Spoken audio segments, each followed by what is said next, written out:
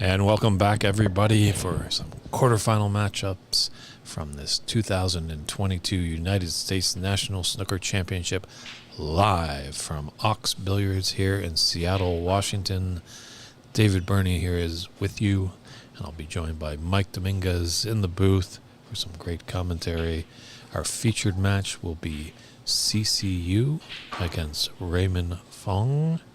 Actually, this is a rematch from last year's U.S. Nationals. The two met in the quarterfinals, and Raymond was victorious over CC. So this might be the year of revenge for CC, as he's told me he's vowed revenge on Max Guan, as Max defeated him in the BC Open. So we'll see if CC can have sweet revenge on Raymond. But Raymond, a tough competitor, is hopefully going to stop that from happening. And live action will be coming up very shortly. We're glad you're tuning in. Yeah, these two are good friends. And after the match last year, they hugged each other. Ray was in tears.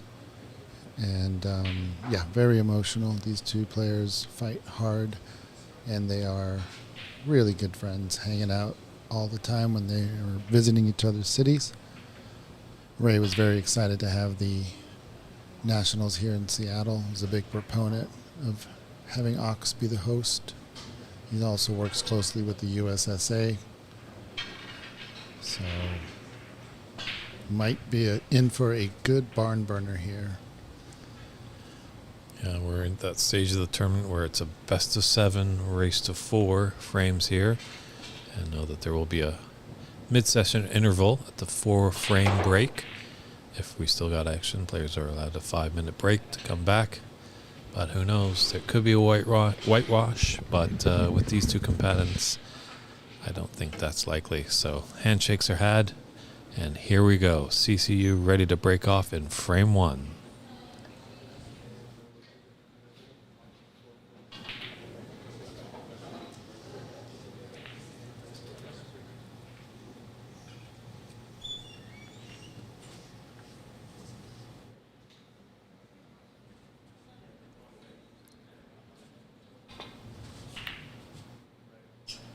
We're glad you're all tuning in, however you find us, whether it be Facebook, YouTube, or Twitch TV.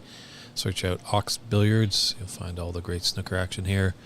We're getting down to the thin of it, that's for sure. 10 o'clock Pacific Daylight Time tomorrow is when we'll have the semifinals are scheduled. And 3 p.m. Pacific Daylight Time is when the finals will be scheduled.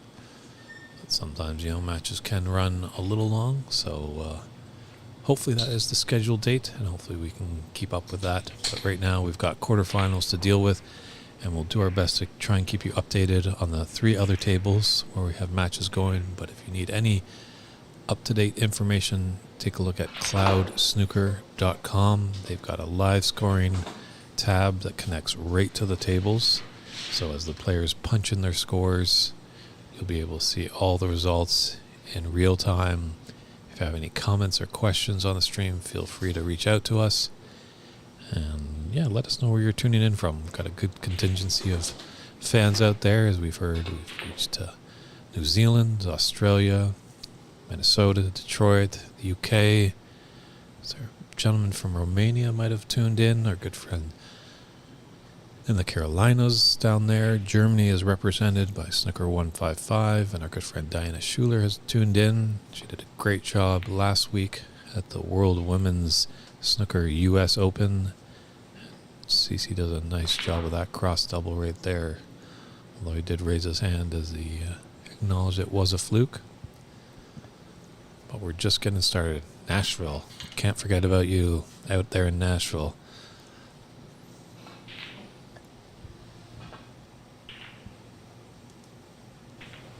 Music City. Nashville is. Any good music clubs in your area, Zia? Live music? I hear it's a great place for that. I hear. Everybody hears. Everybody hears, but do people listen? That's the big difference. Deep Thoughts by David Burney.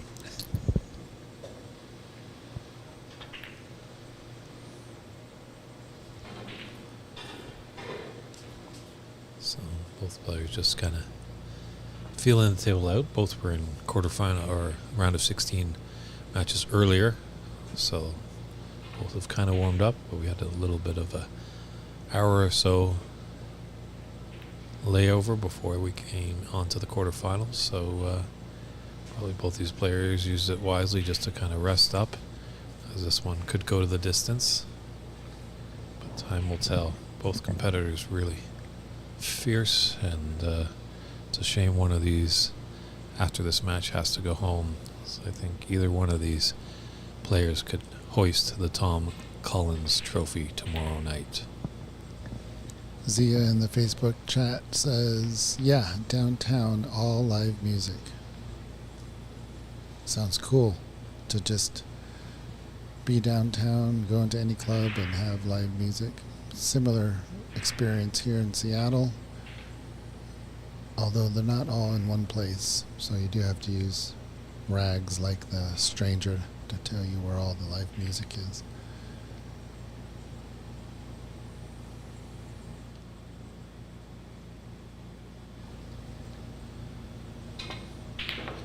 Yeah, I always enjoyed that Petula Clark song, Downtown, Downtown. Well, CC trying to get a head start on this frame and misses the red in the corner. May have left a red ball to the left corner. At least Ray's studying it. Yeah, if you can stun this red in, he's got the pink into the side pocket. Although we've noticed all tournament long that these side pockets are very tough. Oh, maybe. Seeing the stun draw. Did not put that pink in there. So he's got a bit of work to do. There's some reds down there that are nicely opened up, so the brown down in the top end of the table doesn't have as many obstacles. Oh. Didn't get the blue and cannoned into the green, so fortunate enough for him he did make the blue. He's left it a long ways away for CC. But safety, easy safety here probably for CC. Just clip off the reds, come back into bulk off a couple cushions. So Raymond is the 2 seed and CC is the 4 seed. The 1 seed is knocked out by Ramil, as we saw. And the 3 seed Ajaya has been knocked out by Stephen Wong. You guys caught the tail end of that. So a few giant killers in this Nationals over here at Ox. So I guess some of these seeded players, well, one of these gentlemen is going to be moving on. Is that going to help their seeding? I'm not sure about the whole ranking points. No clue. Okay. Now that Ajaya is out of the tournament, we'll try to find time to get him in here in the booth and answer all the questions.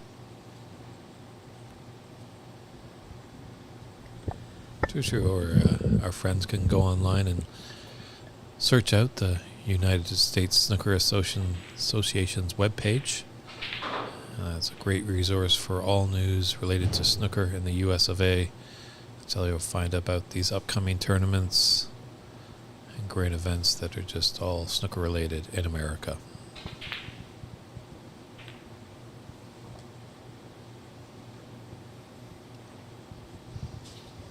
Well then, 2 long pots attempted by CC. Looks like he left something over the corner pocket. Does look like it. There's a lot, it's the first frame, so it definitely seems a lot more free-flowing. Tongue twister right there. As we've seen before, the round robins were best of 3. The first round of the knockout phase was best of 5s. So they're not as tense at the beginning, but obviously as the match progresses, that tightness will get a little tighter.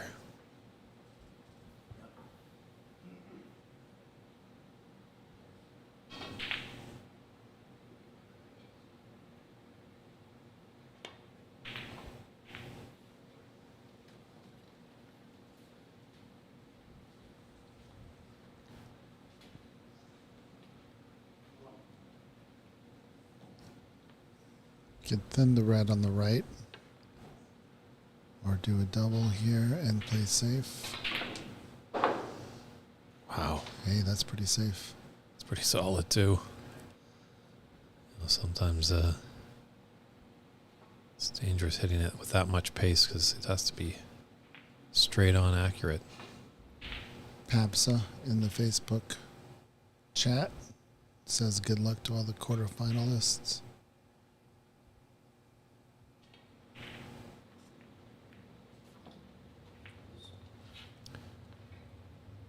You could be right, John. I just don't have entire stats in front of me.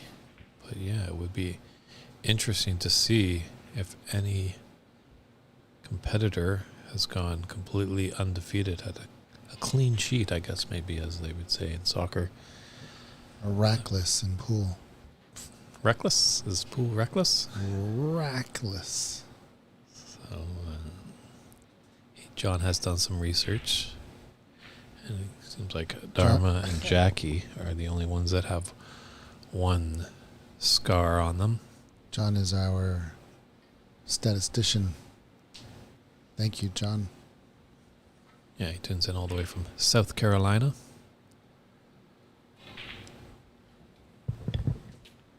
We've been talking a lot about states since we're in America. And correct me if I'm wrong, John, is South Carolina the birth of aviation? Or is that North Carolina? I don't know. I know it was Wilbur and somebody. How does a Canadian know more about American history and Americana than Americans I'm sitting beside?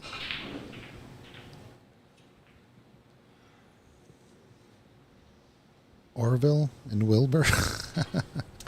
Those were the Wright brothers.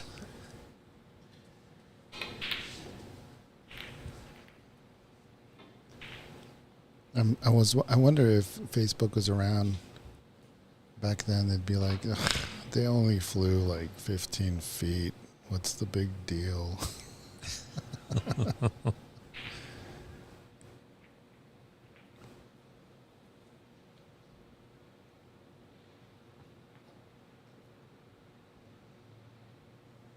This table is looking to be kind to whoever pots the first red. Yeah, the pink's out in the open. The black looks like it at least goes into the right corner pocket. Maybe the left. Blue's quite a sitter, so yeah, it's a chance for Raymond here. Both players have been able to get some reds in. The only problem is they haven't been able to connect with the colors, but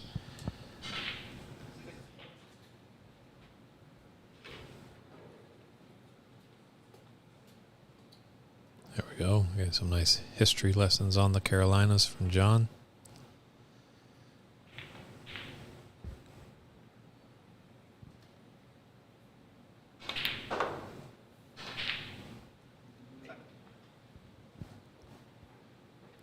Yeah, with CC hailing from the Pacific Northwest, I've been able to see a lot of him. So I'm from the area up here.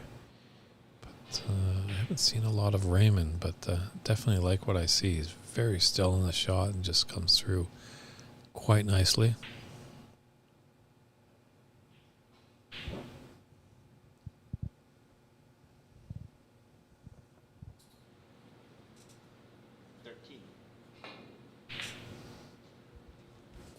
Yeah, Raymond knows what to do on these tables. We were talking about some shot selections last night when we were watching Stephen Wong win his match. Looks like Prathamesh is in the house.